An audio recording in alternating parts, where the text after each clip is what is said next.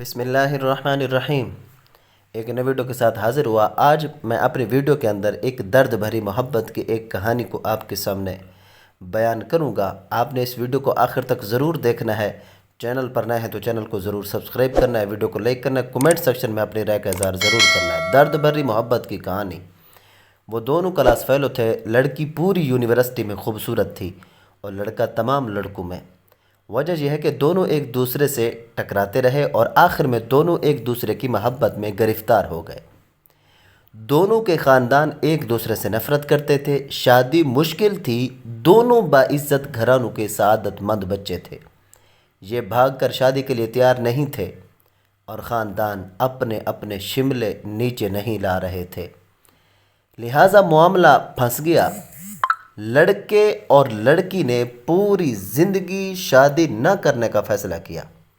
یہ دونوں اپنے اپنے گھر میں رہتے رہے۔ 5 سال دونوں کے درمیان کوئی رابطہ نہ ہوا۔ والدین شادی کی کوشش کرتے مگر یہ انکار کرتے رہے، یہاں تک کہ لڑکی کے والدین ہار مان گئے۔ لڑکی نے لڑکے کو فون کیا، لڑکے نے فون اٹھایا، لڑکی کی صرف ہیلو سنی اور کہا مجھے بتاؤ میں نے بارات لے کر کب آنا ہے۔ دونوں کے والدین ملے، شادی ہوئی اور دونوں نے اپنا گھر آباد کر لیا۔ لڑکے نے کاروبار شروع کیا، اللہ تعالی نے کرم کیا اور وہ خوشحال ہو گئے۔ یہ شادی 20 سال چلی۔ اس دوران 3 بچے ہو گئے۔ خاتون کو اپنے حسن، اپنی خوبصورتی پر بہت ناز تھا۔ وہ تھی بھی ناز کے قابل۔ وہ 45 سال اور 3 بچوں کی ماں ہونے کے باوجود جوان لگتی تھی۔ خامد بھی روز اول کی طرح اس پر فریفتہ تھا۔ وہ روز جی بھر کر بیوی کی تعریف کرتا تھا، لیکن پھر ایک دن وہ ہو گیا جو نہیں ہونا چاہیے تھا۔ خاتون کی چھوٹی سی گلٹی نکلی اور یہ گلٹی پھیلتے پھیلتے ناسور بن گئی۔ ڈاکٹر کو دکھایا، ٹیسٹ ہوئے، پتہ چلا خاتون جلد کے کینسر میں مبتلا ہے۔ خامد صرف خامد نہیں تھا، وہ اپنی بیوی کا مہوال تھا۔ وہ اپنی ران چیر کر بیوی کو کباب بنا کر کھلا سکتا تھا۔ وہ بیوی کو لے کر دنیا جہاں کے ڈاکٹروں کے پاس گیا، ایک کلینک سے دوسرے کلینک، ایک ڈاکٹر سے دوسرے ڈاکٹر اور ایک ملک سے دوسرے ملک۔ وہ دونوں چلتے رہے یہاں تک کہ ڈاکٹروں نے جواب دے دیا۔ خاتون کا جسم گلٹیوں سے بھر گیا۔ یہ مصیبت ابھی ختم نہیں ہوئی کہ ایک دن دوسری آفت آن پڑی۔ خاوند کی گاڑی ٹرک سے ٹکرائی اور وہ شدید زخمی ہو گیا اور وہ ہسپتال پہنچا۔ پتہ چلا وہ بینائی کی نعمت سے محروم ہو چکا ہے۔ آپ اس کے بعد المیہ ملاحظہ کیجئے، شہر کا خوبصورت ترین جوڑا بدقسمتی سے جلد کے کینسر کی مریض اور خاوند آنکھوں سے اندھا۔ لوگ انہیں دیکھتے تھے تو کانوں کو ہاتھ لگاتے تھے، لیکن یہ دونوں اس کے باوجود مطمئن تھے۔ یہ روز صبح باغ میں واک بھی کرتے تھے، سینما بھی جاتے تھے اور بڑے بڑے ہوٹلوں میں کھانا بھی کھاتے تھے۔ بیوی خاوند کا ہاتھ پکڑ کر ساتھ ساتھ چلتی تھی اور وہ اسے گائیڈ کرتی تھی اور خاوند بیوی کی گائیڈنس پر چلتا جاتا تھا۔ یہ سلسلہ بھی کئی ماہ تک چلتا رہا، لیکن پھر بیوی نے خاوند سے ایک عجیب مطالبہ کر دیا۔ وہ اکیلی سوئٹزرلینڈ جانا چاہتی تھی۔ خاوند نے وجہ پوچھی، بیوی کا کہنا تھا وہ 10-15 دن اکیلی رہنا چاہتی ہے۔ خاوند نے اس کے ساتھ جانے کی ضد کی لیکن وہ نہ مانی۔ اصرار اور انکار بڑھتا رہا، یہاں تک کہ آخر میں وہی ہوا جو ایسے معاملات میں ہوتا ہے۔ خاوند نے بیوی کو اجازت دے دی، بیوی سوئٹزرلینڈ چلی گئی۔ خاوند نے وہ 10 دن بڑی مشکل سے گزارے۔ وہ شادی کے 20 برسوں میں ایک دن اکیلے بھی نہیں ہوئے تھے۔ یہ ان کی جدائی کے پہلے 10 دن تھے۔ یہ 10 دن پہاڑ تھے۔ خاوند اس پہاڑ تلے سسکتا رہا۔ 10 دن بعد بیوی نے آنا تھا۔ خاوند ایئرپورٹ پہنچا لیکن بیوی نہ آئی۔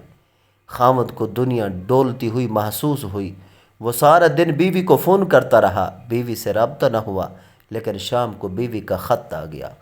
وہ خط ان کے بیٹے نے پڑھا۔ وہ خط صرف خط نہیں تھا، وہ ایک تحریری قیامت تھی اور پورا خاندان اس تحریری قیامت کا شکار ہوتا چلا گیا۔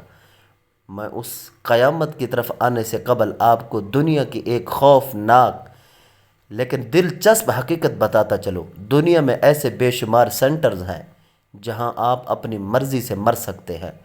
یہ سینٹر لا علاج مریضوں کے لیے بنائے گئے ہیں۔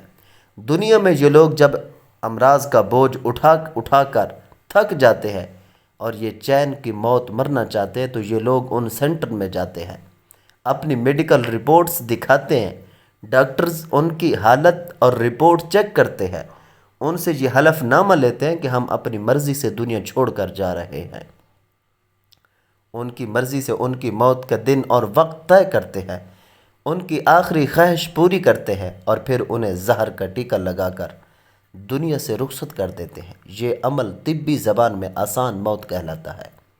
یہ دنیا کے 7 ممالک میں قانونی ہے اور اتنے ہی ملکوں میں اس کی اجازت کے لیے بحث چل رہی ہے۔ سوئٹزرلینڈ بھی دنیا کے ان ممالک میں شامل ہے جہاں یوتھانیزیا کو قانونی سٹیٹس حاصل ہے۔ اس کے ایک شہر میں یوتھانیزیا کا سینٹر بنا ہے۔ یہ سینٹر انتہائی خوبصورت جگہ پر قائم ہے۔ سینٹر کے کمرے پہاڑوں، آبشاروں اور جھیلوں کے کنارے بنائے گئے ہیں۔ مریض بیڈ پر لیٹ کر زندگی کی آخری صبحیں اور شامیں دیکھتے ہیں اور آخر میں مہربان ڈاکٹروں اور نرسوں کے ہاتھوں میں زندگی کی سرحد پار کر جاتے ہیں۔ وہ خاتون بھی یوتھانیزیا کے لیے سوئٹزرلینڈ گئی تھی۔ وہ کینسر کا دکھ برداشت نہیں کر پا رہی تھی، چنانچہ اس نے آسان موت لینے کا فیصلہ کر لیا۔ وہ وہاں گئی، زندگی کے آخری 10 دن گزارے اور عین اس وقت اپنے لیے موت کا تعین کر لیا جب اس کی فلائٹ نے وطن کی مٹی کو چھونا تھا۔ ادھر فلائٹ اتری اور ادھر وہ زندگی کی سرحد پار کر گئی۔ خاتون کا آخری خط بیٹے کے ہاتھ میں تھا۔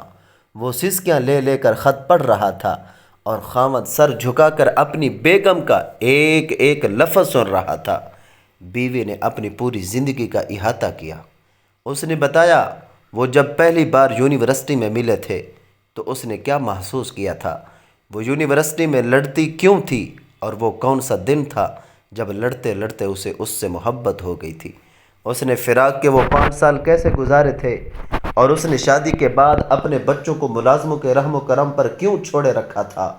میں اپنی محبت کو تقسیم نہیں کر سکتی تھی، میں تمہارا حصہ اپنے بچوں کو بھی نہیں دے سکتی تھی۔ اس نے 20 سال کی ازدواجی زندگی کس مسرت اور سرشاری میں گزاری، اور پھر جب اسے پہلی گلٹی نکلی تو اس نے کیا محسوس کیا۔ وہ خود کو روز بروز بدصورت ہوتا ہوا دیکھتی تھی تو اس کے دل پر کیا گزرتی تھی۔ وہ قدرت کا یہ فیصلہ بھی سہتی چلی گئی، لیکن پھر عجیب واقعہ ہوا۔ آپ نے پہلے بچے بورڈنگ سکول میں بھیج دیے۔ میں جانتی تھی آپ نے یہ فیصلہ کیوں کیا۔ آپ نہیں چاہتے تھے میرے بچے مجھے اس حالت میں دیکھیں اور پھر میں ان کی آنکھوں میں اپنے لیے ترس دیکھوں۔ پھر آپ ملازموں کو رشوت دیتے تھے اور وہ روزانہ کوئی نہ کوئی شیشہ توڑ دیتے تھے۔ میں آپ سے شیشے لگوانے کا کہتی تھی، آپ ہنس کر ٹال جاتے تھے۔ یوں آہستہ آہستہ گھر سے سارے آئینے غائب ہو گئے۔ آپ نہیں چاہتے تھے میں اپنی آنکھوں سے اپنی بدصورتی دیکھوں۔ بات اگر یہاں تک رہتی تو بھی میں برداشت کر جاتی، لیکن آپ نے آخر میں عجیب کام کیا۔ آپ نے ایکسیڈنٹ کیا اور خود کو اندھا ڈکلیئر کر دیا۔ میں جانتی ہوں آپ کی آنکھیں ٹھیک ہیں۔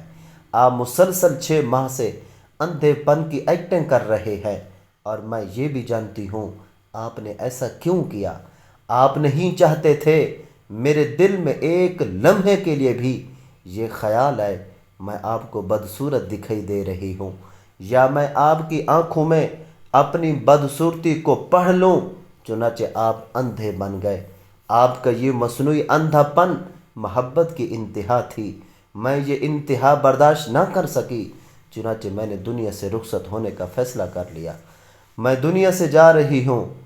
آپ اب پلیز اندھے پن کی یہ ایکٹنگ بند کر دیں، یہ خط پکڑیں اور خود پڑھنا شروع کر دیں۔ یہاں پہنچ کر بیٹے کے منہ سے چیخ نکل گئی۔ باپ نے اس کے ہاتھ سے خط لیا اور اونچی آواز میں پڑھنا شروع کر دیا۔ آپ پلیز میرے بعد اپنا خیال رکھیے گا۔ سارے تولیے الماری میں رکھے ہیں۔ میں درزی کو 5 سال کے کپڑے دے آئی ہوں، وہ سال میں 10 جوڑے سی کر دے جائے گا۔ آپ نے وہ سارے کپڑے پھٹنے گھسنے تک پہننے ہیں۔ دانت چیک کراتے رہا کریں، صبح کی سیر کبھی نہیں بھولنی۔ اور میں آخری بات، چڑیوں کو روز دانہ ڈالنا ہے اور میری بلیوں کا ہمیشہ خیال رکھیے۔ چلتے چلتے یوں ہوئی ایک محبت کی انتہا۔ ویڈیو اچھی لگی ہو تو کمنٹ کریں، لائک کریں، شیئر کریں، چینل کو ضرور سبسکرائب کریں۔ شکریہ۔